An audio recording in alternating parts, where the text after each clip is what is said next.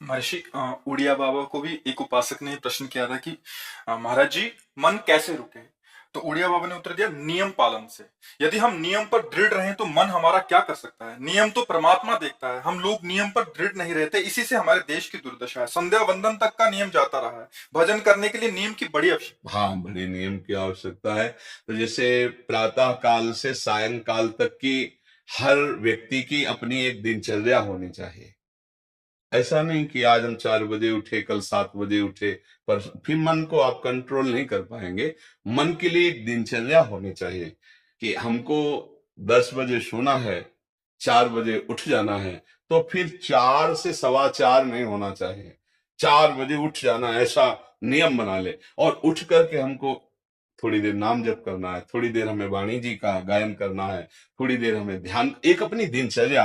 फिर हम अपने संसार के कार्य के नियम, जो संसार के कार्य है, उनको भी करते हुए भगवान को समर्पित करें। जैसे जो पद में है, जो आपको राष्ट्र सेवा मिली है, जो आपको समाज सेवा के पद मिले हैं, या आपको जो घर की सेवा के कार्य मिले हैं, उनमें बहुत धर्म पूर्वक आचरण होना चाहिए। अगर आप अधर्म आचरण करते हैं, अपने पद का दुरुपयोग करते हैं, तो आप सुबह जग करके थोड़ा माला चला लीजिए, फिर भी आपका कल्याण नहीं होगा, क्योंकि आप अपने पद का, अपने सेवा का दुरुपयोग कर रहे हैं। जैसे हम जानते हैं कि अधर्माचरण है, ये अधर्मी है, हमें पता है दोषी है, और वो हमको कुछ धन दे देता है, और हम उसको मुक्त करवाने की बात सोचते हैं, और जो निर्दोष है उसको फंसा देते हैं। अब तुम चाहे जितना माला चलाने की कोशिश करो या दान पुण्य करो, वो तुम्हारा अधर्म आचरण, वो अधर्म का धन तुम्हें सतमार्ग में नहीं जाने देगा। नियम लेना चाहिए कि जिस पद में है, जिस धर्म में है, जिस कर्तव्य में है, चाहे कुछ भी हो जाए, हम अपने कर्तव्य से विमुख नहीं होंगे। जितना जप महान है, उतने कर्तव्य महान है। दोनों बातें समझना है। माला फेरा और इसके बाद बेईमानी, अधर्माचरण, इनका कोई नियम नहीं है कि हमें कैसे चलना है, तो वो माला काम नहीं कर पाएगा, क्योंकि उसका तभी सत्य भाव माना जाएगा माला जपला, जब धर्माचरण है। धर्माचरण नियम से। बोले वो बड़े कट्टर नियम वाले हैं, उनको घूस नहीं, आप उनको भयभीत करके नहीं काम करवा सकते, प्रलोभन में काम नहीं करा सकते। ये हमारी गृहस्थी है ना, तो गृहस्थी के पालन के लिए धन चाहिए, और धन के लिए हम धर्म को आगे रखें, धन को नहीं। धर्म को, हमारा कर्तव्य क्या, प्रायः जैसे पूज्य बाबा ने कहा, आज हमारे देश में बहुत दुर्दशा हो रही है। दुर्दशा हो रही, क्यों? क्योंकि सब अपनी जगह से गलत हो रहे हैं। अगर अपनी जगह हम ठीक रहें तो हमारी दुर्दशा नहीं होगी, हमारा भजन कम होगा, लेकिन हम धर्म से चल रहे हैं तो हम विजयी होंगे। हम भगवान को प्रसन्न कर सकते हैं, क्योंकि हमें जो कार्य मिला है वो भगवान का ही कार्य, सृष्टि भगवान का कार्य। जैसे नए बच्चे कुछ वकालत पढ़ रहे थे, तो यहाँ के प्रश्न किया था कि हम जानते हैं कि वो दोषी नहीं है, हम जानते हैं कि वो दोषी है, पर दोषी हमें पैसा दे रहा है, तो हम वकालत पढ़ी इसीलिए, हम उसको जिताएंगे, फिर क्या कोई पाप है? तो उनका खुला पाप है। बोले नहीं, हमारी कोई ऐसा कंपनी दो, ऐसा कुछ बोले कि हमारी कंपनी को ये सिखाया जाता है, तो हमको तो ये करना ही होगा, अगर नहीं करेंगे तो हमारी वकालत का मतलब क्या रहा? तो नहीं, वकालत का मतलब अधर्मी को मुक्त करवाना नहीं है। वकालत का मतलब अधर्मी के सबूत एकत्रित करके उसको दंड दिलवाना है, और धर्मात्मा को मुक्त करवाना है। अब इसके लिए आपके पास अर्थव्यवस्था अगर कमजोर भी है, तो धर्म व्यवस्था आपकी पूरी है। धर्म व्यवस्था ठीक है तो परिवार स्वस्थ रहेगा, सुखी रहेगा, भगवान आप पर प्रसन्न रहेंगे। अच्छा, फिर हमने तर्क रखा कि जैसे आपकी बहन के साथ कोई गलत व्यवहार करे, आपको पता है, और वो आपको 10 लाख रुपया घूस दे, तो क्या आप उसका पक्ष लेंगे? नहीं। तो फिर दूसरी बहन के साथ किया है। अब यहां विचार करना ना, अपने भाई का अगर कत्ल किए हो, मुझे पता हो कि ये दोषी है, तो क्या हम पैसे से उसको मुक्त करने देंगे? लगेगा कि जान की बाजी लगा देंगे तुम्हें हम। ऐसे ही एक गरीब आदमी की किसी ने हत्या की, तो आपका पक्ष बनता है। पर ये ज्ञान कहां मिलेगा? बिना अध्यात्म के ज्ञान तो मिलेगा नहीं। ज्ञान तो इस बात का मिला कि कैसे पैसा कमाया जाए। अच्छा, वो पैसा यदि अधर्म से आया है तो आपकी दुर्दशा कर देगा, आपकी बुद्धि भ्रष्ट कर देगा। तो जो बाबा कह रहे हैं कि आज हमारे समाज की बड़ी दुर्दशा हो रही, उसका कारण यही है कि हमें अध्यात्म का ज्ञान नहीं, हमें धर्म का ज्ञान नहीं, और बड़ी बड़ी गलतियां हो जाती है। बिल्कुल पता है आदमी निर्दोष है, और हम धन के प्रभाव से उसको दंड दे देते हैं। वो दंडा भगवान जब आपको पलट कर देंगे तो आप सह नहीं पाओगे, उसका परिणाम बहुत बुरा होता है। तो इसलिए समाज को चाहिए अपने अपने कर्तव्य का पालन करते हुए एक नियमावली बना ले। जैसे कुछ दुकानों का नियम होता है कि वहां फिक्स रेट होता है, नहीं होता? वहां ये नहीं चलेगा कि कसम से कहते हैं कि तुम्हें हम अपना जान करके कि 100 रुपया मीटर ये मिला है, हम बिल्कुल मुनाफा नहीं ले रहे। नहीं, झूठ क्यों बोल रहे हो? दुकान खोले मुनाफा के लिए, झूठ क्यों बोल रहे हो? नहीं लेंगे मुनाफा, हम जितने का लाए उससे मुनाफा लेंगे, पर 120 रुपया मीटर देंगे, कपड़ा बढ़िया है, नाप फिट है, इससे नीचे नहीं उतरेंगे, हमें सफाई देने की जरूरत नहीं है कि हम कसम खाते हैं या ऐसा। जानते हो ये बिजली है, दुकान है, नौकर लगे हैं, तो इसका मुनाफा लेने के लिए दुकान खोले, कोई दान करने के लिए तो नहीं। तो सबको पता है मुनाफा लेगा, लेकिन एक फिक्स दाम, उसे 10-20 रुपया का मुनाफा लेकर के हम उसको बेच रहे। लेकिन झूठ क्यों बोले? बोले झूठ के बिना धंधा नहीं चलता। नहीं, ऐसा नहीं है। अब असत्य बोलोगे तो उससे जो आपको मुनाफा मिलेगा वो आपकी बुद्धि भ्रष्ट करेगा, और सत्य है कि मुनाफा के लिए है वही चीज, और आप एक फिक्स रेट में दे रहे, बढ़िया है। अब अगर आप कोई मिलावट करके भोजन सामग्री दे रहे, आपको पता है, तो जो खाने वाले के हृदय में बैठे हुए भगवान है वो तुम्हारे जीवन में मिलावट कर देंगे, तुम्हारा जीवन महान दुखमय हो जाएगा। ये कहां समझा जाता है? एक आदमी सिंथेटिक दूध बना रहा है, उससे कहो ये अपने बच्चे को पिला, नहीं पिलाएगा। फिर ये दूसरे का बच्चा जब पिएगा तो उसकी हालत क्या होगी? दूसरे शरीर में जाएगा तो हालत क्या होगी? वो केवल धन की बुद्धि रखता है।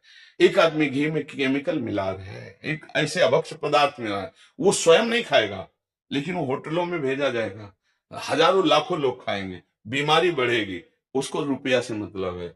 ये चीज, ये दुर्दशा हर जगह धर्म का ज्ञान न होने के कारण फैल रही, नहीं फैल रही। एक मरीज बीमार है, असली दवाओं में पैसे ज्यादा है, नकली दवा लेकर के असली के दाम में बेच देना, उसको बिल्कुल फायदा ना होना। लेकिन परमात्मा देख रहा है, तुम जानते हो नकली दवा है, वो तो नहीं जानता बेचारा, ज्यादा पढ़े लिखे नहीं, किसान आदमी गांव का आया है, तुमने दे दिया और उसने पैसा दिया असली की। अब वो पैसा तुम्हारी बुद्धि भ्रष्ट करेगा, तुम्हारे परिवार में कलह पैदा करेगा और तुम्हारा पतन कर देगा। ऐसे हर डिपार्टमेंट में, हर विषय में यदि हम अपने धर्म से चले, अपने सत्य से चले और थोड़ा भी भजन होगा, वो आपको उत्तम गति प्रदान करेगा। पर ऐसा कहां समझ में आ रहा है? अध्यात्म के बिना भला ऐसा समझ में आएगा? तो इसीलिए कह रहे हैं हमारे देश की दुर्दशा हो रही।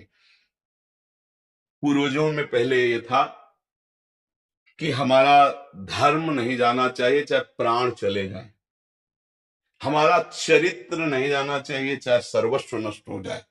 आज इसकी कोई परवाह नहीं, तो उसी से बुद्धि भ्रष्ट हो जाती है, जीवन एक पशुवत आचरण वाला हो जाता है, और वो अपने को बड़ा सुखी समझने लगते हैं कि हमारे पास बड़ा वैभव है। लेकिन प्यारे, उस दिन को याद करो जिस दिन तुम्हारा आखिरी समय होगा, ना तुम्हारा फार्म हाउस जाएगा, ना महल तुम्हारा जाएगा, ना बैंक बैलेंस जाएगा, ना कोई व्यक्ति, और ना ये शरीर। अब तुम्हारे कर्म तुमको भोगवाएंगे। उस समय की कौन याद करता है?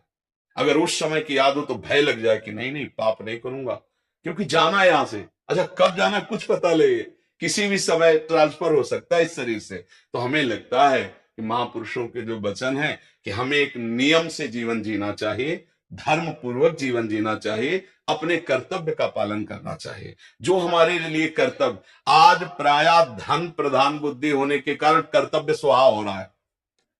एक विद्यालय में विद्यार्थी के लिए जो गुरु पद में बैठा, उसका क्या कर्तव्य है? वो अपने कर्तव्य को भूला हुआ है। भला छोटे छोटे विद्यार्थियों को, जिनकी नींव पूरे राष्ट्र सेवा में, समाज सेवा में बन सकते हैं, अगर उनको हम सही शिक्षा नहीं दी तो उनका पूरा जीवन बर्बाद हो जाएगा। अगर उनको हम गलत सपोर्ट कर दिए तो उनका पूरा जीवन बर्बाद, क्योंकि नया जीवन है। और जगह जगह अपने अपने कर्तव्यों का यदि पालन किया जाए तो पूरा समाज सुखी हो जाए। लेकिन कर्तव्यहीनता आ रही, कोई अपने कर्तव्य को नहीं समझ रहा है। तो यही बात महापुरुष जनों को दुख लगता है कि अगर सब अपने कर्तव्य का पालन करें, धर्म का पालन करें, भगवान का नाम जप करें तो सब सुखी हो जाए। सुख सब चाहते और आचरण दुख वाले करते, इसीलिए सुख नहीं मिल रहा है, परिणाम में हमें दुख मिल रहा है। सच्ची मानना, वो रुपया पूरे परिवार में अशांति पैदा कर देगा। और धर्म पूर्वक 100 रुपया लाओगे और 4-5 परिवार के बैठ के नमक रोटी खाओगे, आनंद से सोओगे, बड़ा प्यार रहेगा, भगवान की कृपा रहेगी। पर ये बात समझ में नहीं आती है। तो ये वृत्ति अगर छोड़ी ना जाएगी तो कुछ भी कर लो, कहीं भी दान पुण्य कर लो, लाभ नहीं मिलेगा। अगर दान देने की बात कही गई है तो धर्म पूर्वक कमाए हुए धन से। अगर आप मेहनत से कमाए हो ना, 10 रुपया दे दोगे ना, तो 10 रुपये का वो आटा लाके अगर 2 रोटी खाएगा तो खूब वजन होगा। वो आप 1 लाख रुपया बेईमानी कर रख दोगे ना, तो बैठे बैठे वो गंदा ही सोचेगा, भजन नहीं होगा। उसका गंदा सोचना और आपका गंदा करना, दोनों मिल करके, उसके कारण भी तो आप बने ना, तो आपका ही पतन हो जाएगा। उसको तो भगवान बचा लेंगे क्योंकि भगवान के शरण में है। तो मुझे लगता है अधर्म के धन से कभी किसी को लाभ नहीं मिलता। तो अपने कर्तव्य का पालन करते ही यदि नाम जप किया जाए तो बहुत जल्दी हमको लाभ प्राप्त हो जाए। बहुत सुंदर, मतलब ये चर्चा होती है, अगर आप लोग इसको धारण कर लें तो निहाल हो जाएंगे। सच्ची कह रहे, ये जो बातें हैं ये बहुत सुंदर जीवन को पुष्ट करने वाली हैं, पर आप धारण कर लें तो बात है। नहीं नहीं तो जैसे लाभ दिखाई दे रहा 50,000, तो ये बातें भूल जाओगे, ये बातें अच्छी नहीं लगेंगी। हे यार, बहुत बढ़िया काम घर में आएगा, पर हमारी ये बात ध्यान रखना, 50,000 घर में अशांति पैदा कर देगा। सच्ची मानना, आप धर्म से चलना, धर्म से चलोगे तो भगवान तुम्हारी रक्षा में रहेंगे। अधर्माचरण, देखो कैसी कैसी घटनाएं होती हैं। बढ़िया कार है, फिल्मी गाना लगाए चल रहे हैं, और वो एक्सीडेंट हुआ, आग लग गई, बाहर निकल ही नहीं पाए, वो अंदर ही जल गए। क्या हुआ? ये करोड़ों रुपए की कार भूंज दिया तुमको अंदर ही बैठाल के, धू धू करके आग लग गई, अंदर जल। ऐसे जलना चाहते हो या भगवान के आनंद में चिंतन करके शरीर छोटे हो फिर दाह संस्कार हो ऐसे कि सब लोग भगवान के नाम का कीर्तन करते ही जा रहे, फिर आपका अंतिम संस्कार, वहां जीवित जल गए। क्या हो सकता है? एक एक पल तुम्हारे कर्म का हिसाब होगा, एक एक सेकंड का। ये ऐसे कर्म करो कि हमारा अच्छा हिसाब हो, बुरा हिसाब। ये मत समझो कोई देख नहीं रहा, वो देख रहा है जिसको हिसाब कर रहा है, वो देख रहा है, उसके लिए कोई वकील या किसी सबूत की जरूरत नहीं होती। वो सर्वांतर्यामी आपके अंदर बैठे ही देख रहा है। तो सदैव जैसे सत्संग सुन रहे हैं, तो अगर हाथ जोड़ के प्रार्थना है, थोड़ी भी बात मान लोगे तो आप सच्चे सुख के मार्ग में चलने लगोगे। नहीं तो भाई बहुत गंदी हवा चल रही है, माया की बहुत गंदगी ऐसी फैल रही, कलिकाल है ना, कि ये बातें किसी को पसंद नहीं आती। वो बात बताओ कि हम कितना रुपया कमा ले, कैसे कितने भोग भोग ले, और वो अध्यात्म में नहीं है। आपको सत्य, धोखे में मत रहना, अध्यात्म में है। जितना आप धर्म से चलोगे उतना सुखी होगे, और लोक में जितना धन मिल जाएगा उतना सुखी माना जाएगा। लेकिन वो सुख नहीं है, वो चंद मिनट के लिए हाइलोजन की तरह जलेगा, फ्यूज हो जाएगा। और धर्मात्मा दीपक की तरह जलेगा, पर बहुत काल तक चलता रहेगा। इन बातों का चिंतन कीजिए, खूब नाम जप कीजिए, और भगवान के भरोसे रहिए, गंदे आचरण मत कीजिए।